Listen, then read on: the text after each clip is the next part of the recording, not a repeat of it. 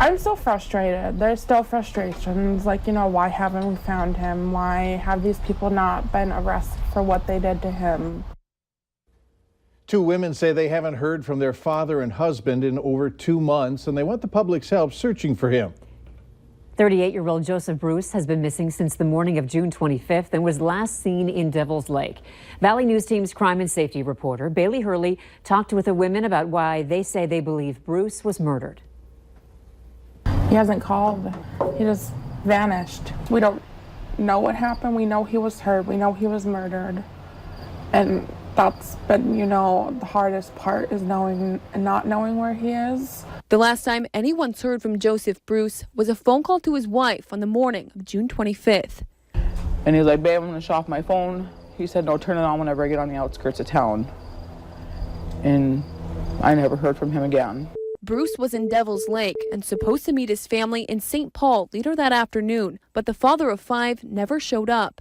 I just knew from the beginning that something was wrong. In the following days, Bruce's van was found in a secluded area in between some sloughs on the Spirit Lake Reservation. But Jolynn says police continue to tell her and her family that her father simply ran away. It's just not like him to take off, and we know he didn't take off. I mean, we kind of knew, from the start, but we gave it a few days, and then we knew something was wrong. Rumors started flying, and calls to Bruce's family and the Devil's Lake Police Department poured in with graphic details of how Bruce was murdered. Saying, they're never going to find him. They'll never find his body. They're looking over here for nothing.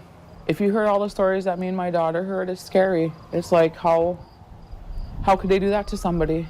But Pinode says she's certain justice will be served for the man she's loved for the last 21 years. But we just keep looking, because if you do murder someone, there's always evidence.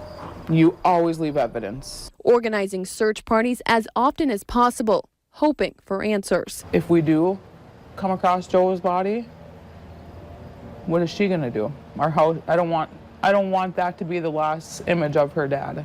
In Grand Forks, it's something no one expects to happen. Bailey Hurley, Valley News Live. Devil's Lake police say it is still an active investigation to bring Joseph Bruce home, adding that there are no suspects at this time. They say the BCI, the Bureau of Indian Affairs, and the FBI are helping with the case. If you have any information on this investigation, contact Devil's Lake Police at this phone number, 662-0700.